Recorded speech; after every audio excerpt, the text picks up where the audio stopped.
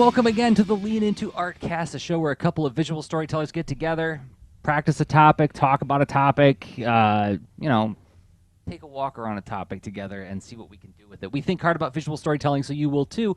My name is Jerzy Drozd. I'm a visual storyteller.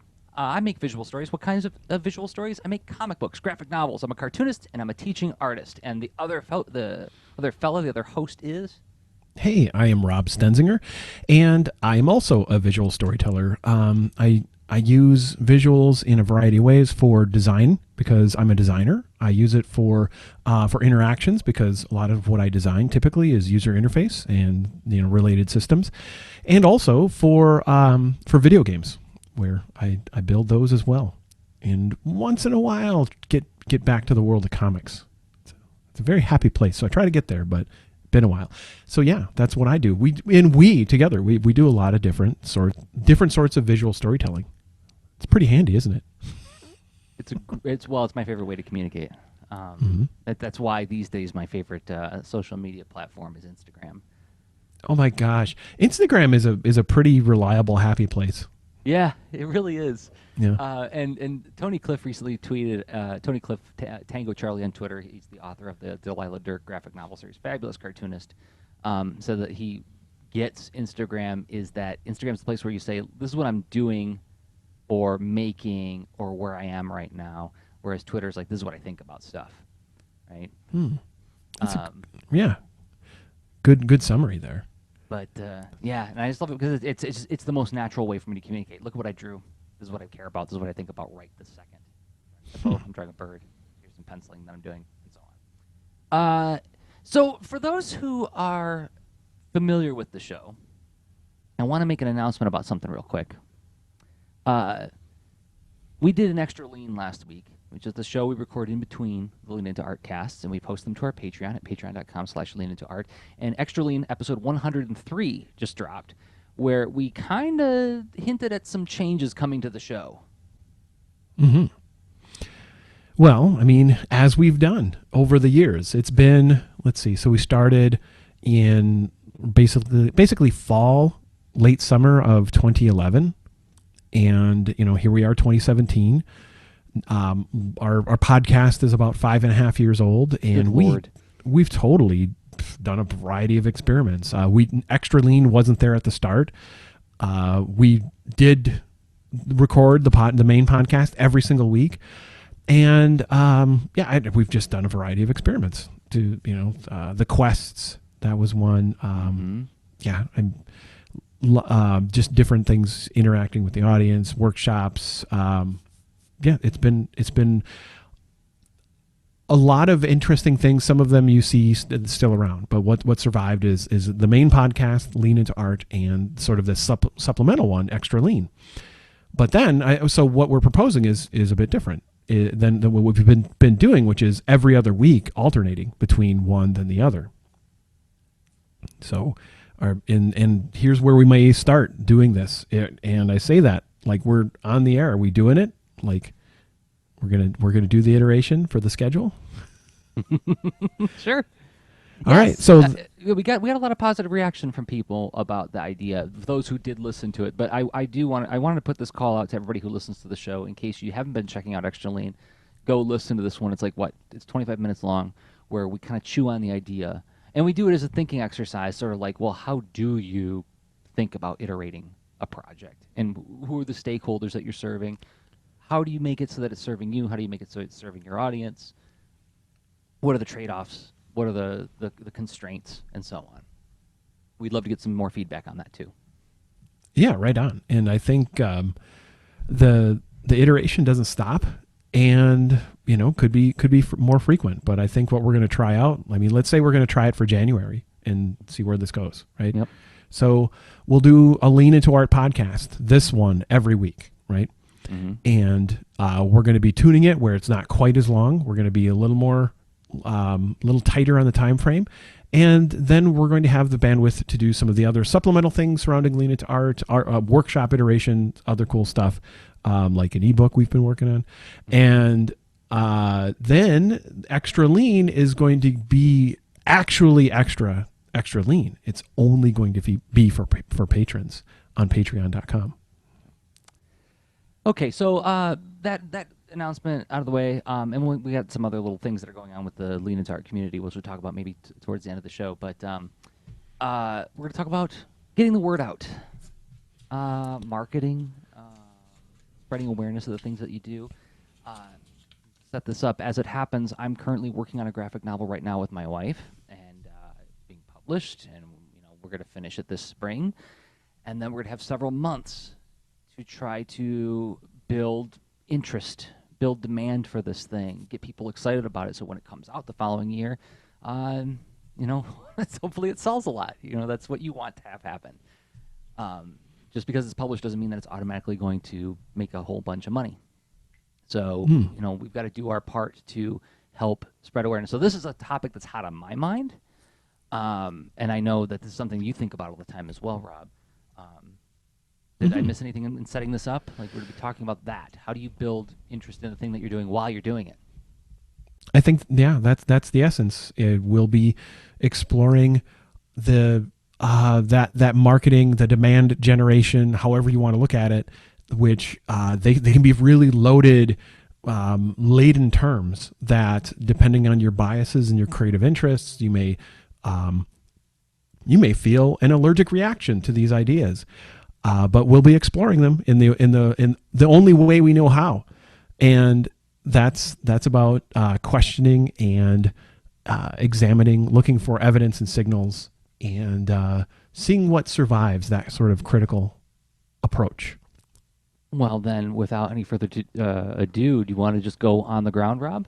Yeah, let's go on the ground. I'll cue the music. There, get you hyped. Something special's about to happen. It is special. For those who are under the age of 35, that was a little jingle that used to play before television specials when we were kids. Mm-hmm. Back when you had to tune in at a very specific time on television. Well, this is kind of like that, isn't it? Live streams are kind of like harkening back to that time when you actually had to tune in at a certain time and place. Anyway. Mm-hmm. Where do you want to start, Rob? I'll follow your lead on this one. Okay. On the ground, you have this thing you're working on, a project that you believe in. It is, oh gosh, I'm trying to. I listened to a recent episode of. I was getting caught up with the Comics Launch podcast by Tyler James, and I think, what did he call it? It's like you have your best music in you, and getting it out of you, right? So you're in the process of getting your best music out of you, and you've got, a heck of a lot of feelings and motivation and logistics, and how do you juggle this and work it in with your other life and commitments and what have you. You have you're possessed by the madness of the side project while you're making money and doing, of whatever you do. Okay, great. You're making that thing and you wish to see something come out into the world from that thing. You want it to find its audience. How does that work? How do you get better at that? What fits with your approach? Where does it make sense to challenge your approach? Where does it make sense to be like, oh, okay, I think I should be a little more gentle to myself about this because it's not as much how I'm wired. But then I found this good compromise or whatever. But here you are facing all these questions. And I think you can encounter a lot of questions at various stages, both at, well, I've got the thing or the thing's in progress and I feel confident and I want to share it, but also what thing and what am I working on? And does this have, does this project really seem like something because I really want it to connect with an audience, but will it connect with an audience in the form that I'm working on it? Or in any form? Do I have some confidence signal to keep at it? Because if you make a thing that doesn't have that group to connect with, is that really the right thing to be working on, depending on your goals? So that's an idea called product market fit in some circles. I think we will end up, borrowing startup language here and there. I think even if I get like, let's say I have a bias or a concern, and I get annoyed from a certain signal or a group or whatever, and it doesn't mean they have all like everything they come up with is unusable or not useful to me, right? So I try to stick with it through the dissonance and see if like there's something functional there, because there can be a lot of concern and philosophical conflict with like startup culture, whatever. Anyway, but they have the need to manage like risk. Like you only have so much time in your day. All of us do. Right. What do you work on? What you work on is incurring risk. So you're kind of in the same position as like an investor in that startup world, thinking about, am I getting the product market fit signal, and do I have confidence in this to keep investing? So there's that sort of stage too, of like before you're even like getting out there to be sharing it. So, all right. So I wonder if we could explore what a confidence signal is, like practically speaking. Like, how do I even know? What are things? Okay, let's say I'm stepping back. I've sort of pitched myself this project, and I've got some idea. I'm getting excited. I'm fired up. I could just dive wholeheartedly, blindly into it, because making stuff is pretty fun, right? And I don't have to worry about that. I could be lost in the luxurious delight of I'm making what I love to make. And who knows what comes of it after this. But if I take a step back and say, all right, I want to look for these signals, they may come from a variety of places. So try to come up with some observations about what you're trying to make. Like, this is similar to something that so there's got to be principles that ring a bell for you, Jerzy, that like when you make interesting art, it is approachable, where it has some kind of onboard familiarity, some kind of way that it can connect with an audience, but it's got that nuance, that twist, right? But it's not fully twisted and unrelatable. So there's kind of like, is my idea exciting and still approachable kind of thing? So you're not just looking for something to clone, right? Like, I'm going to make a comic about a person in a blue suit wears a red cape that came from another planet, that, et cetera, et cetera. Right. With no twist. But where if you put a twist on it and you say, and it turns out after they were pretty good for a while, they went bad, you may have something like Invincible. And that's a different, interesting, compelling premise, right? Right. Sure. So you're saying, like, when I notice that about my own work or in other people's work? Because what you're doing is you're looking out at the world to see, like, what are people doing? What are people buying? What are people making? What are people investing in, right? Mm-hmm. So you're seeing, like, well, where is the money going? Because I am doing this to be of service, to engage in trade. What I'm making is going to have a job that people will hire it for. Certainly. So in my case, it would be a situation where I say, I want to be of service to kids. I want to make books that have meaning and help guide young people. Where do I see that market happening? Well, it's not in the traditional comic store, so maybe I'm going to throw out an idea of like a 12-issue miniseries of like 22-page stories. Maybe I need to look at doing something that's like a graphic novel. I really wanted to do black and white because that's cheaper, but you know what? That market tends to be full color. Like you start to notice like little things like that. But then also, from like you also hear people within the industry saying like, this is what publishers are looking for right now because this is what's hot, right? So underrepresented groups, they're interested in looking for that because that tends to be like there tends to be people who are very, very excited about being represented. Oh my gosh, how awesome that is! Where now that's becoming like a bit. You're naming constraints of the market and business. Where do people seem to be willing to invest in to get your creation into the world? If you're looking for that investment, and even if you're not, it means that if they're confident in doing that investment, there's some market probably that they're addressing that could provide a pointer for you where maybe, hey, that's where you want to serve too. Right. So So it's looking at what you make with that critical eye of like, well, do I think there's an audience for this? Not that has to be the dictator of everything, but that's kind of an earlier filter of, well, sorry, what you, it can inform how you get the word out for what you make. Mm-hmm. Mm-hmm. For sure. Yeah. And while it's not, I don't want to say that this is like, chasing whatever the latest trends are, right? Because I could say that in my own work, those things have become sort of wayfinding tools to get at ideas that I care about, rather than just like, oh, well, underrepresented groups. What underrepresented group can I find? Let's make something for them, because I'm just going to pander, that's all. And I have no experience like they do, but who cares? I'm just going to make something for them because that's where the money is. It's more like, well, where have I felt as a young person where I felt like I wasn't being spoken to, and like on what issues did I feel overlooked? Which is critical, right? So you're not going to be able to sustain what you're making probably in a, or at least easily, without some kind of undue stress or cost to you, if it's not coming from you in a natural way, where you're like, okay, with this research, I have found a common ground. I've got an idea that fits, and I believe in it.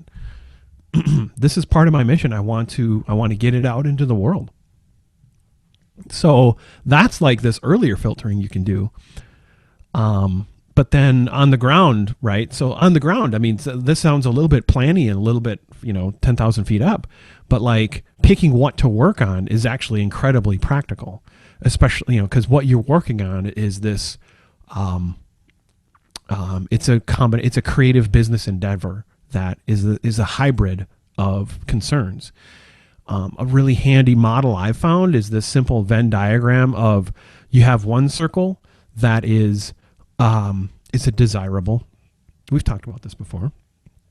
Another circle that is it feasible, and they overlap, right? And then the third circle that is it viable. And so the viable is when you're looking at kind of like, am I getting some confidence from that there might be a market for this? Cool. Genres are a nice hint, right? Archetypes are a nice hint for that. Current things that are selling and stuff, they're a nice hint. But like, and again, it's not chasing a buck and only doing it in a way where you're like only chasing a buck. Where if you're saying, are those is that river of bucks flowing right past my mission town? Well, I know which mission town I'm going to move to. It's that one, and it's taking that a little bit of time to do that planning, and then set out making your thing, which may involve a little bit of exploring, because so one of the circles is viability, one of them is desirability, where you can get that sort of a hint a little bit too as far as market behavior, like what are people hiring stuff to do as far as their stories or the interactive things, whatever the games, whatever you're making. And then the feasibility is looking for like, well, I might have to test myself to see if like, am I sure that I think I can deliver on something that, am I well suited to make that thing?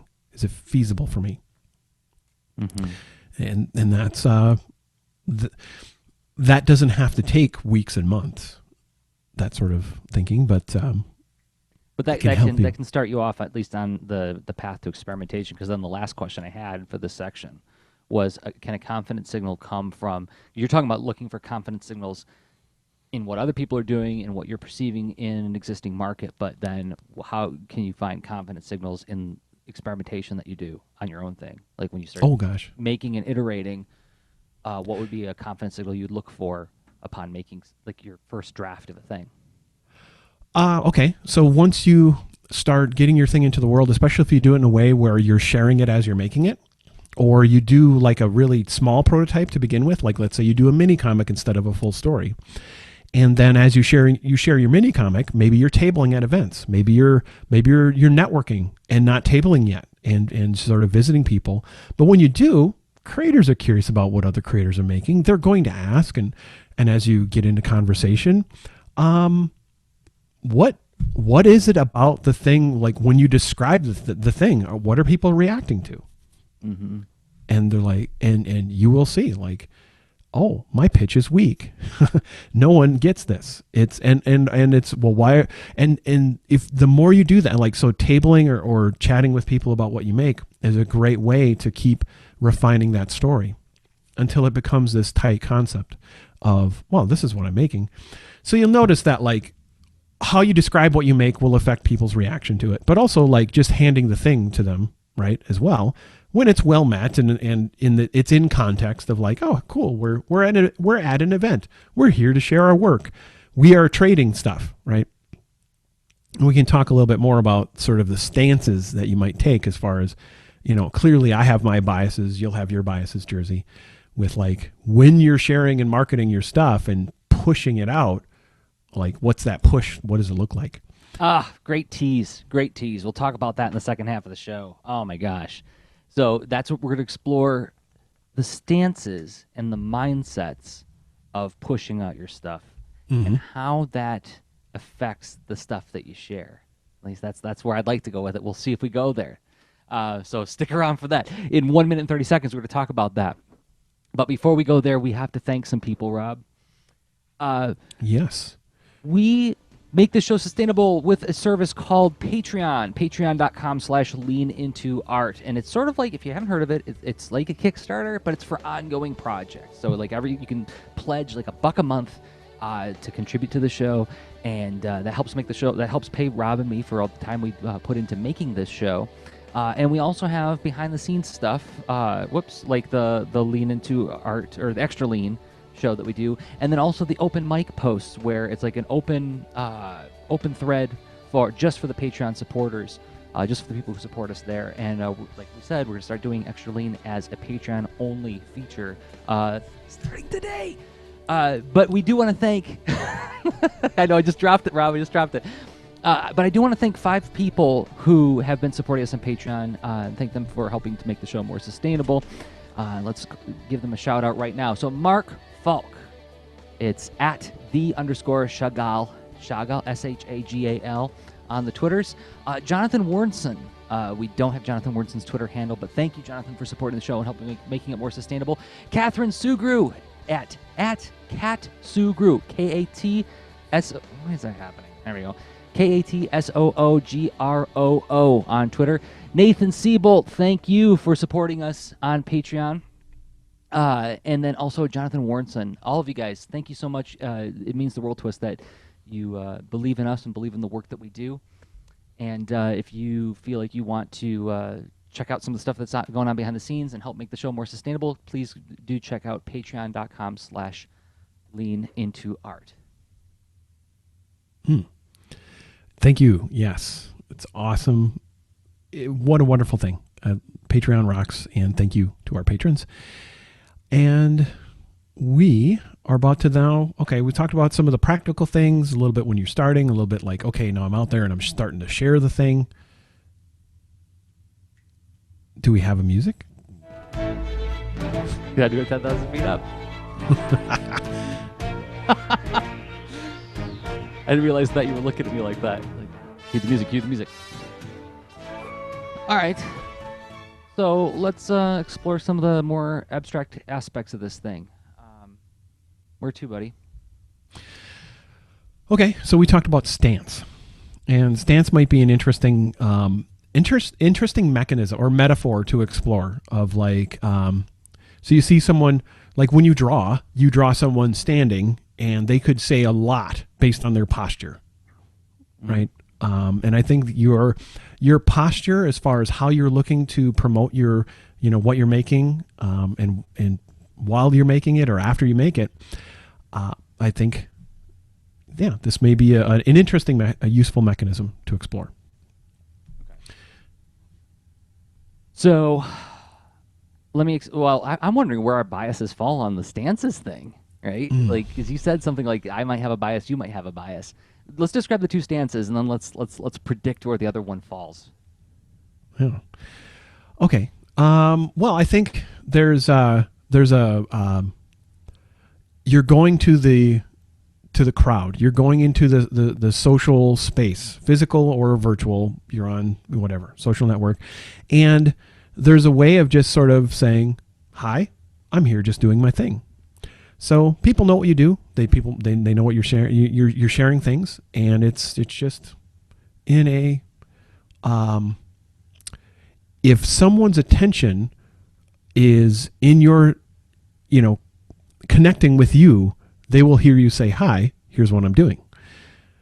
But then I think there's a twist on that too, where you could be, hi, here's what I'm doing, but I got a weird hat.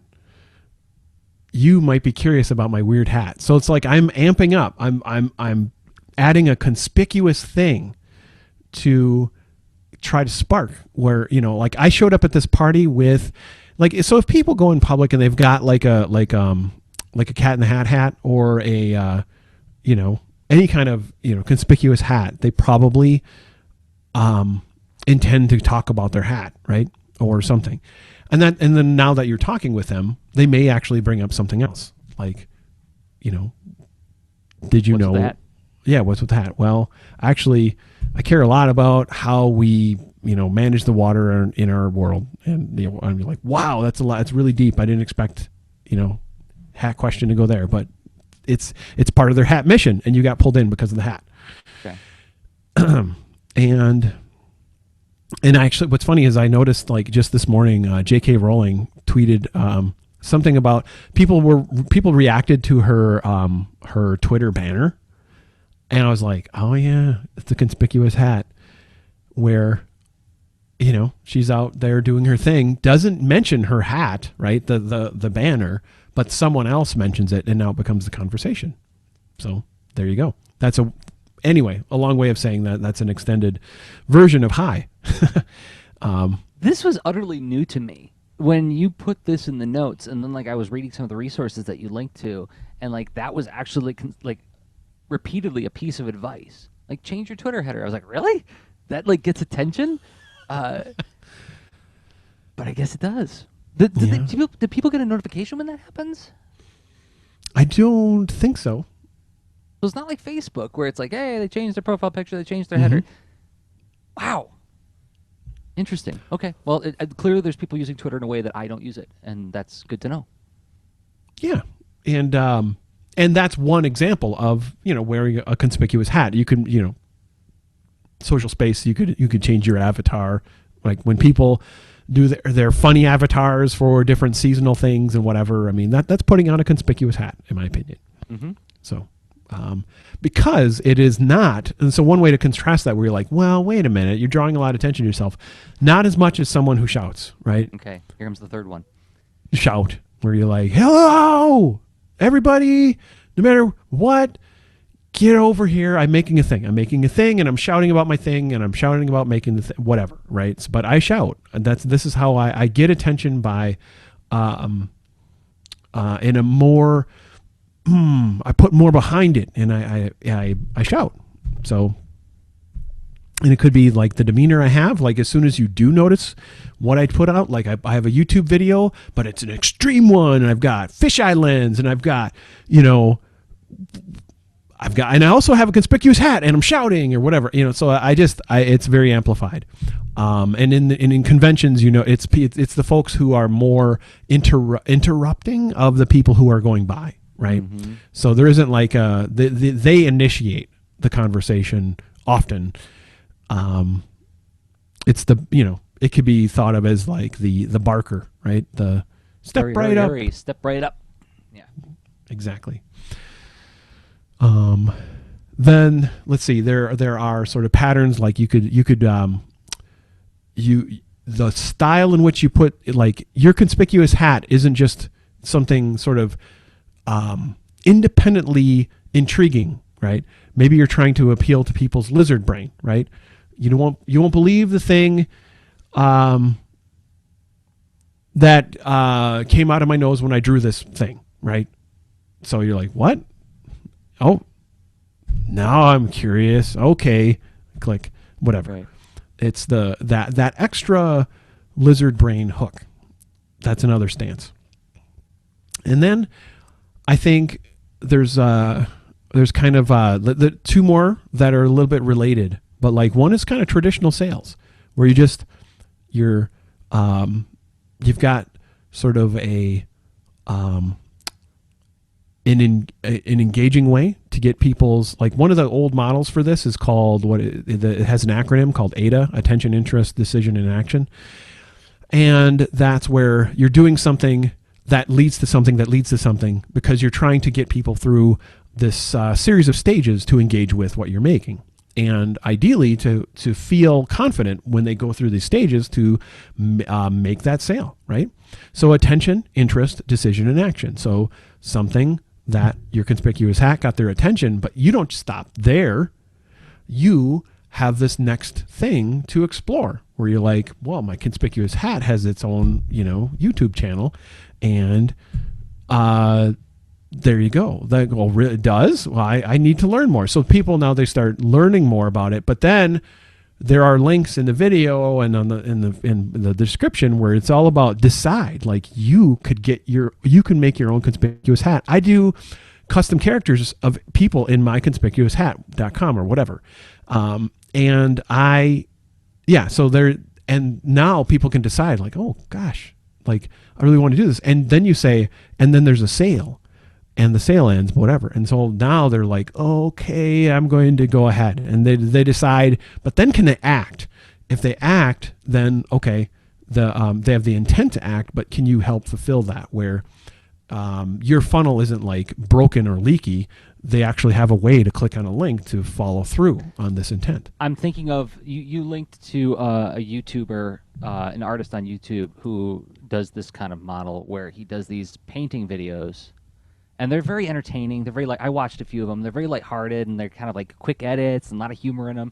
And the videos are only like 5 minutes, 6 minutes long, and you get exposed to like a lot of the basics of what he's doing on there. Like, he'll talk about like contrast, or he'll talk about line of action, he'll talk about some kind of like key art principle, but it gives you just enough to snack on. But then at the end of the video, he says, like, now head over to my Patreon, and if you sign up, then you get these in-depth things that I'm gonna do, like some, like, much longer. Like, if this got your appetite started, here's where you can dig in for more stuff. There's links at the end of the video, right? But if you're done, then you're done. Like, then you can just you subscribe to the video, subscribe to the channel, so you can keep getting more of these, and then maybe eventually you'll get curious enough that you want to see the more in-depth stuff on my Patreon feed, right? What is this guy's name? Ross. That's Tran. that's really awesome, because attention, interest, decision, and action, so you can have this sort of staged approach that's all connected together. And you could see that, well, if it's hard to go from, oh, I learned about what you do and I like what you do, but I don't know how to learn more about you. Oh, I can learn more about you, but I don't know how to do anything now, right? But if you're connecting these different stages, you have the possibility of then, fulfilling your goals of, like, well, getting your product in their hands and sustaining your project. And that's so it's more systemic than the other approaches.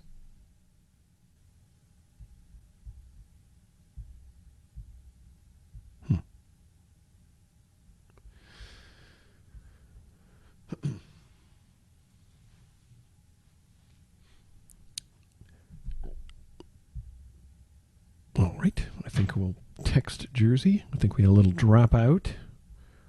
Internet things. The tubes got clogged, what have you.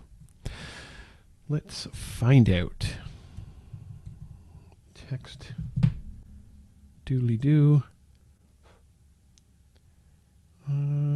Did you cut out? So yeah, live entertainment. So we had a little bit of difficulty here. But we'll see what we see.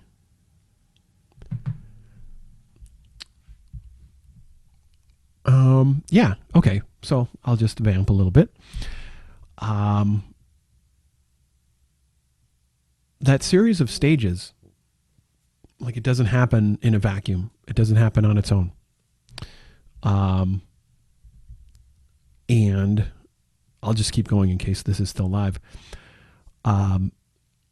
It's almost like a chain. It's a chain of conversation where the attention happens, but then what can people do to really listen and dig in to that conversation than the interest stage, right? Where I mean, it's a mental model. Like, is this all like perfect, how it always flows, and is it always linear where people go from attention to interest and then to decision and action? No, it doesn't work like that, because the world is interconnected and complex.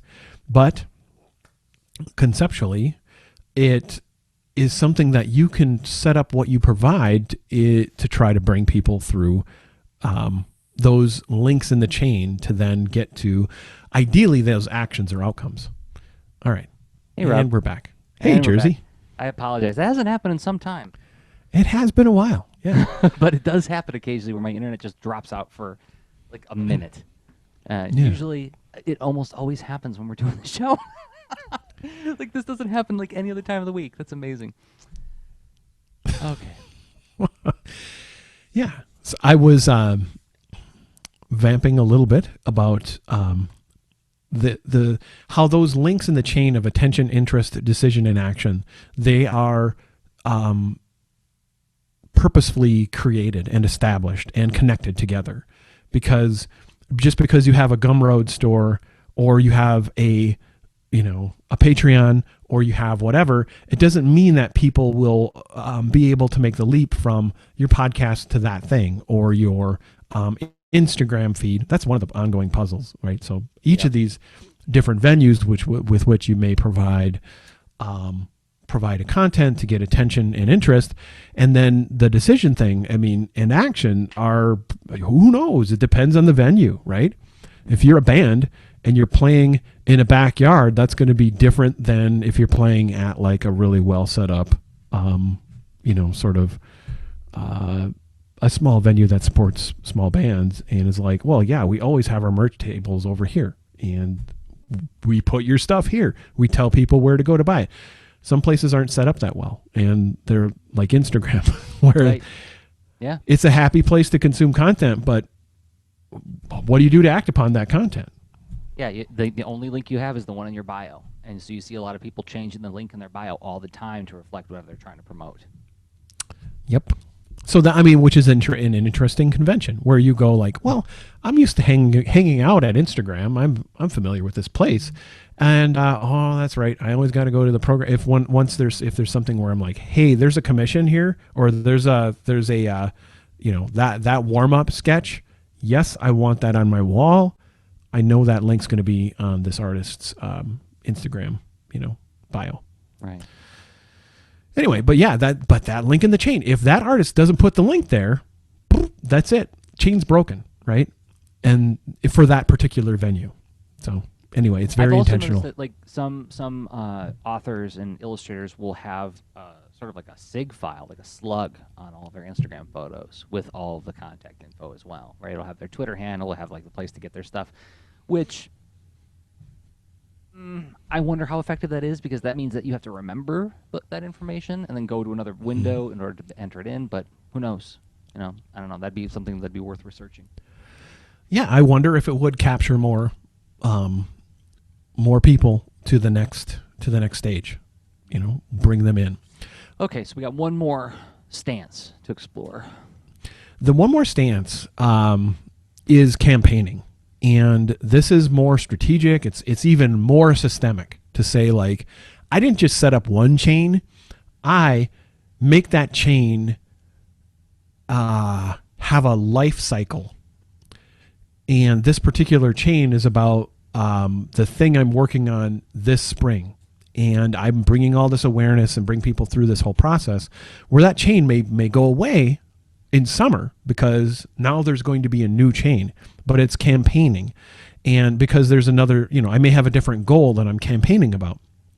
So it's this longer term sustained effort toward some goal. And I think, as Tyler James outlines on the Comics Launch podcast, which is super awesome, it's almost like, I don't know, Tyler James is like our Daniel H. Pink, honestly.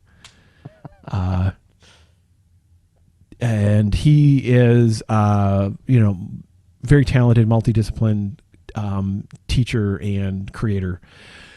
So you'll one of the things you'll run into that he revisits is this idea of this acronym of SMART goals, right? Specific, measurable, attainable, relevant, time-based, SMART. As opposed to the Homer Simpson version that gets rid of the A.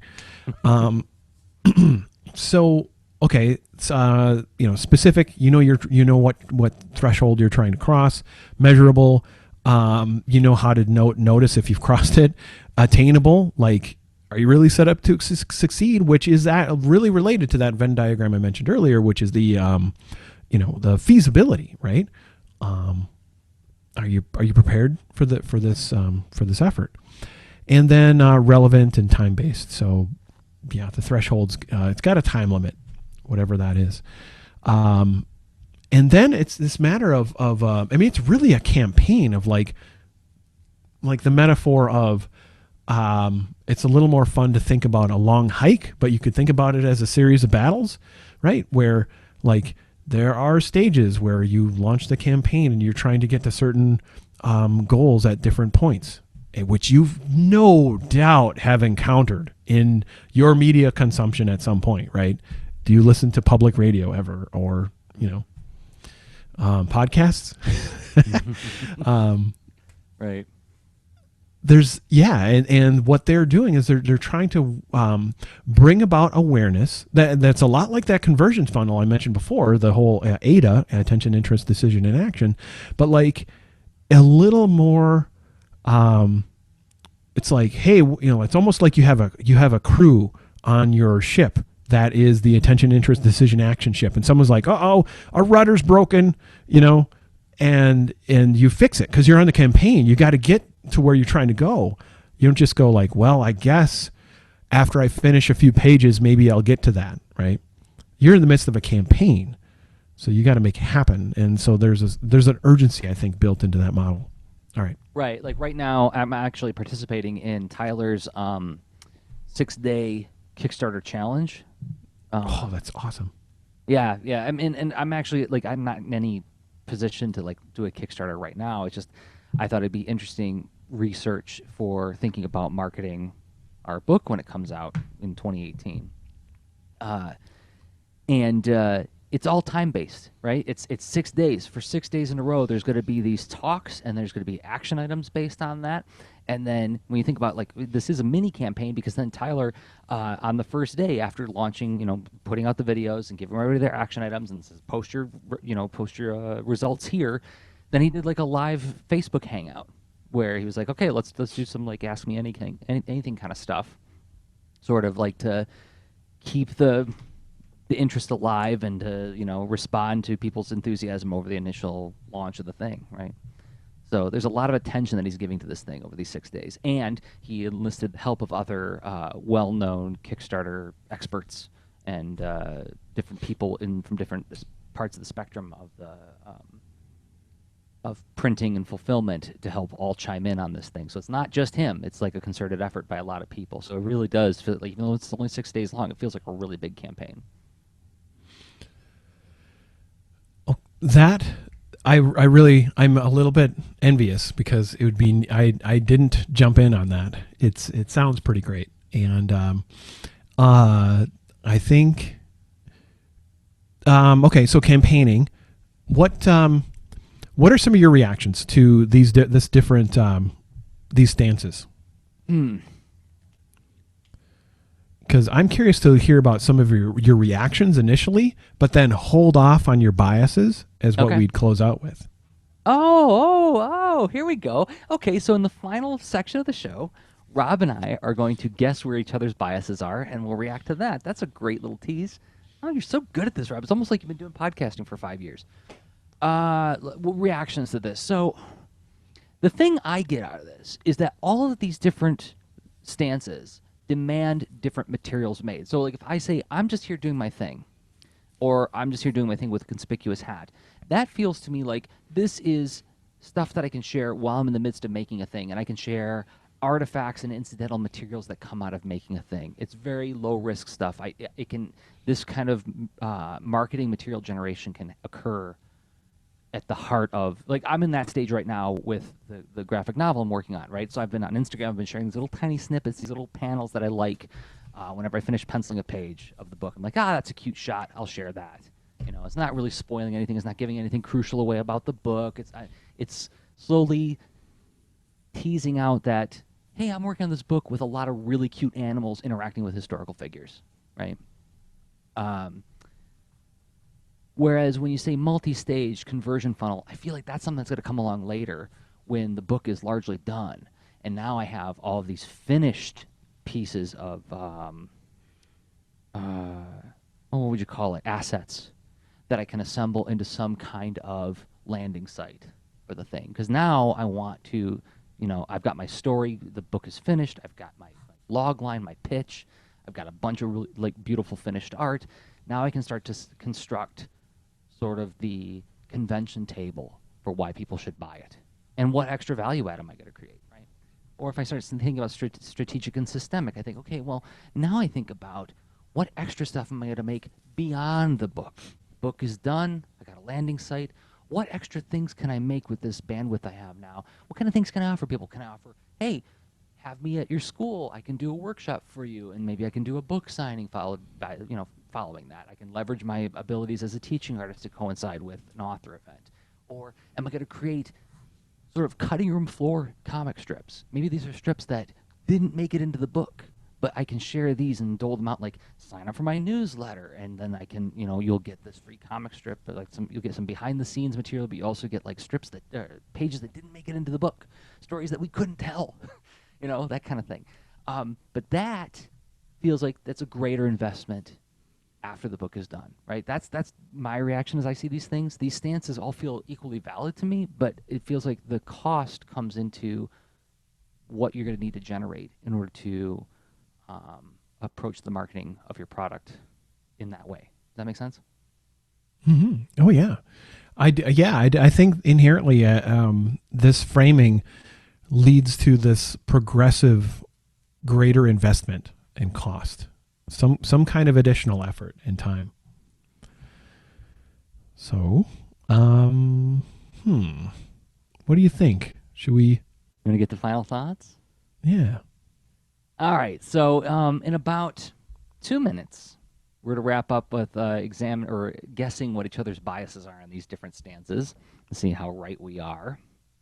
But before we do that, we want to thank some of our sponsors, and those sponsors happen to be us. We make things. We said at the top of this episode that I'm a cartoonist and teaching artist. Rob makes games. Let's talk about those things that we make.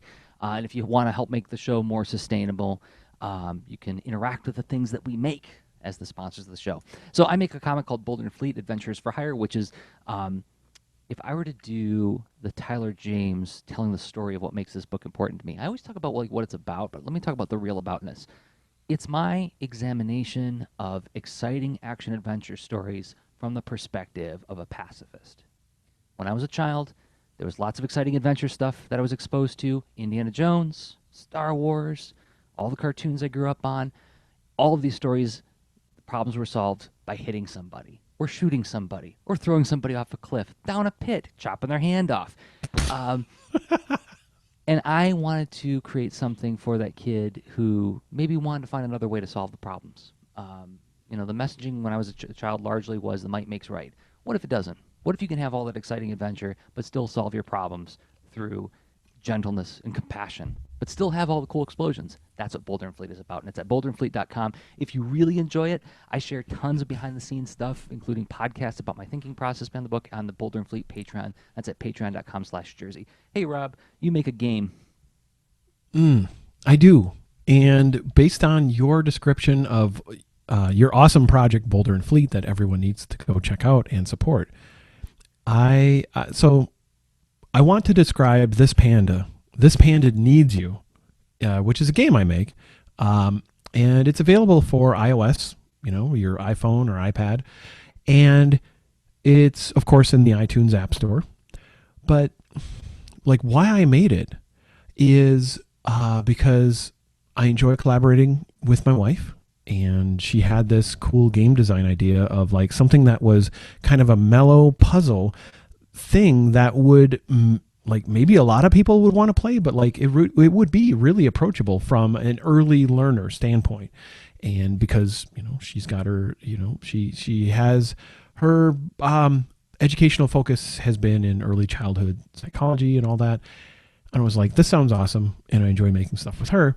But then from there, working on the concept, I made this whole thing solo. Like I like bought a couple of sound effects because it would have been hard to do like this wind flute thing and a couple of and like sound effects. But like other than that, like I believe that in this world where everyone sees games made at the multi-million-dollar price point with giant teams, which huge hats off to them.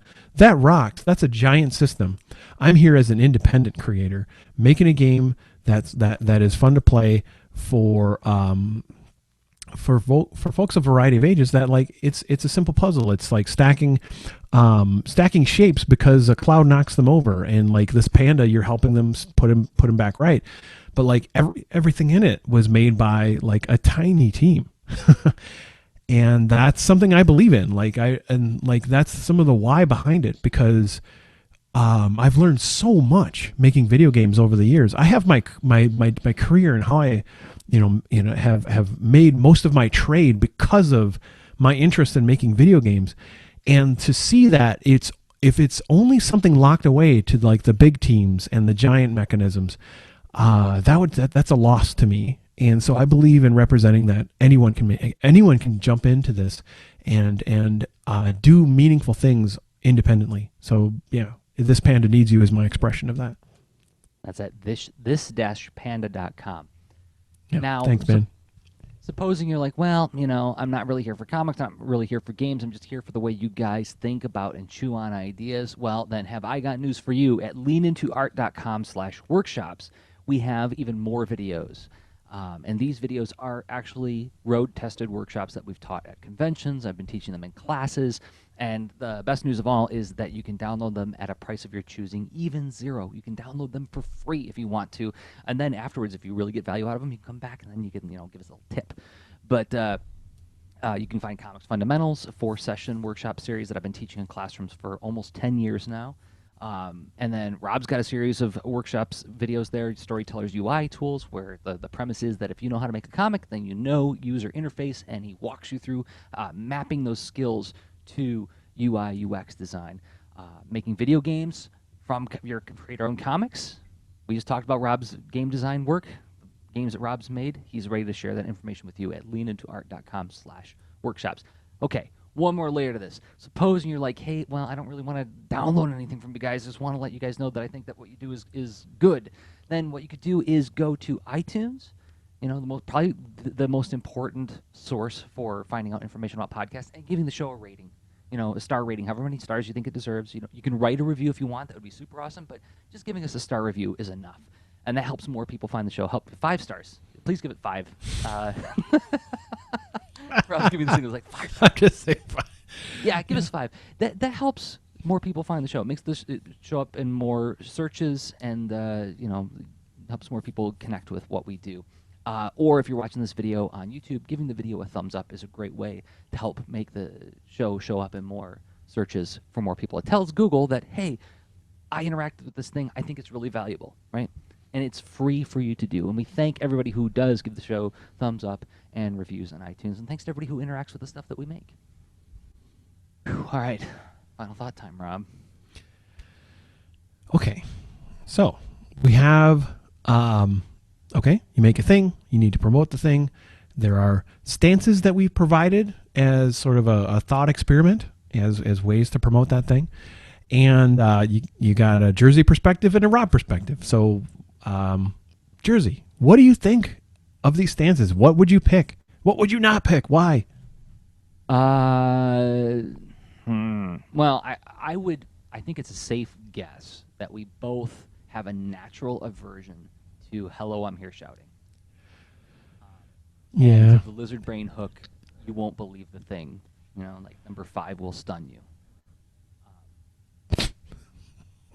Yeah. 4 out of 5 panels could kill you. But the fifth one, eternal life. Click this link. Yeah. Choose carefully. For the true panel will give you life. The false panel will take it from you. Yeah. We're talking about Indiana Jones again. I know. I guess so. Although I think, so, I mean, did I guess right what our biases were on that one? Yeah. Yeah. I was hoping maybe we have different biases, but let's find out. Well, I think the multi-stage one is probably where I'm weakest. That's where I don't have enough experience and know-how, and I'm gonna have to study up because I do want to do it for Rockets. I very badly want to do it for Rockets because I want the book to be super successful, not just because I want to make more books like that, but because I really, really, really believe in this book. So I feel like if I were to say I'm not biased against it, I don't look at it and go like yuck. I look at it and go like ooh. It's like watching somebody perform an instrument really well. You're like ooh, I can't do that, And then probably the next one that would be the most difficult for me would be strategic and systemic, right? But I'm here doing my thing, and I'm here doing my thing with Conspicuous Hat feels very natural to me. That's the way I have been. I share lots of little process pieces about my stuff, and I feel at ease doing that. It's very low friction. And I don't feel like I'm holding my hand out when I'm doing that. I'm being very passive when I do that, right? Yeah. So, okay. For some reason, I am reminded of, let's see, the Amanda Palmer book. The Art of Asking. Yeah, The Art of Asking at that point. And that, right, it's turning the asking from explicit to implicit. And so there's almost like if I could, because we talked, so you mentioned you had the whole special sound effect, right? So TVs back in that day weren't like digital, right? So you could analog tune the channel between two different channels, which sometimes was necessary because your TV tuner was off or whatever. And this whole, if I could tune it between I'm just here doing my thing with a conspicuous hat and hello, I'm here shouting, like maybe that would be an interesting experiment because it's a challenge. It's not where I would naturally want to be, like either with conspicuous hat nor shouting. Because I'm like, I already got dressed for this venue. I put out an avatar for this and that. I'm good, right? Avatar, it's me. Do I need to change it? I don't know. I gotta, like some places I've got banners. Do I need to change that? I don't know. But okay, so conspicuous hat is one level because it's like, well, that's playful but playful but passive. But then hello, I'm here shouting is way more intrusive. Could I find a way to draw attention to those flying by, and then practice in the land of because of my a lot of where I've engaged in trade in the user experience profession is very much based on working with clients that are that have goals to convert and are looking to tap into their audience's natural interests and behaviors to find that, ideally well-served common ground and get them to just sort of get over the friction because, yeah, this is a good thing. This is going to help you. Go ahead and buy it, right? So like that whole conversion funnel is something I've soaked a lot in, and yet have a spotty history of as far as applying to my own projects.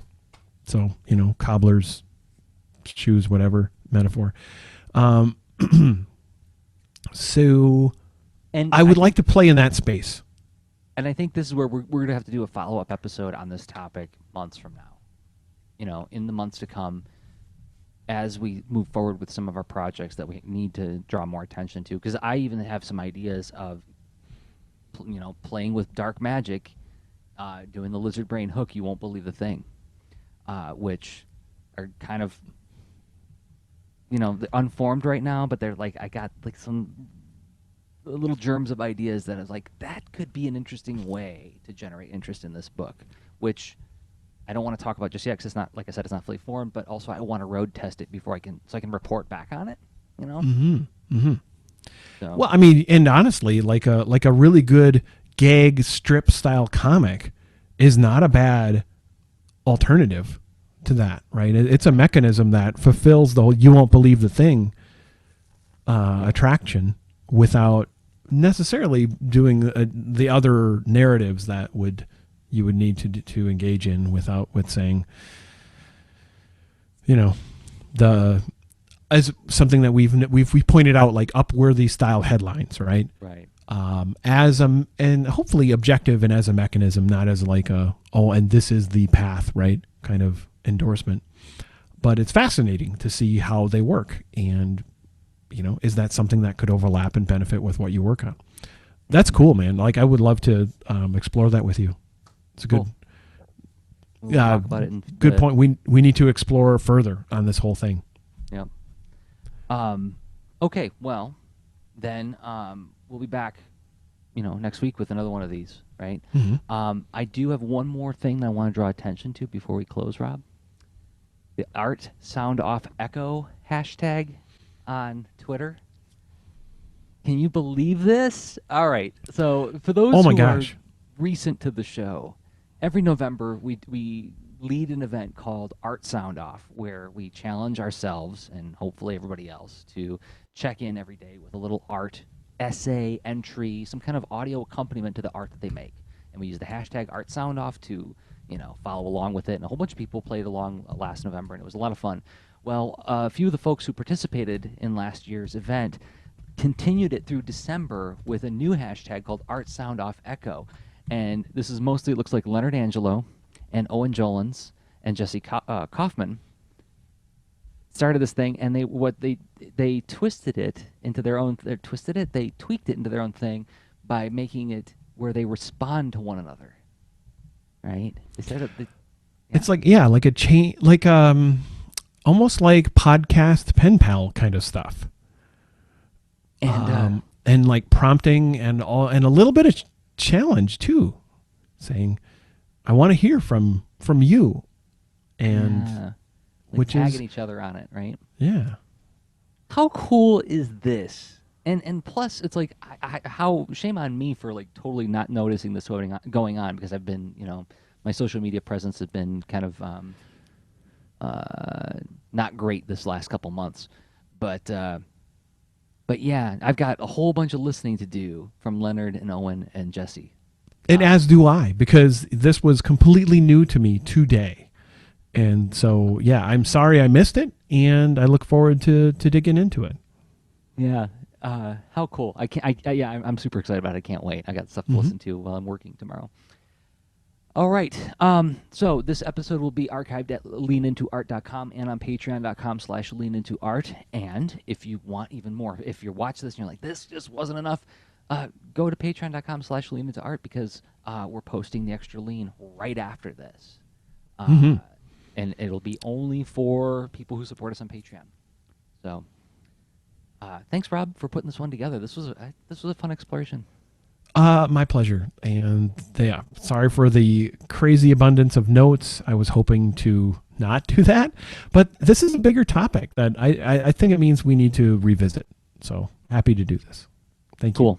Well, we'll talk about it again. And until then, I have been Jerzy Drozd of leanintoart.com and Jerzy on Twitter. And I've been Rob Stenzinger of leanintoart.com and Rob Stenzinger on Twitter. Okay, bye. Show notes for this episode can be found at leanintoart.com. You can also follow us on Twitter at the user leanintoart, and you can reach us via email at leanintoart@gmail.com. And remember, leaners aren't wieners. Thanks for listening.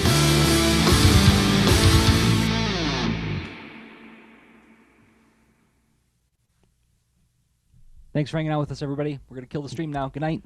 Yes, thank you.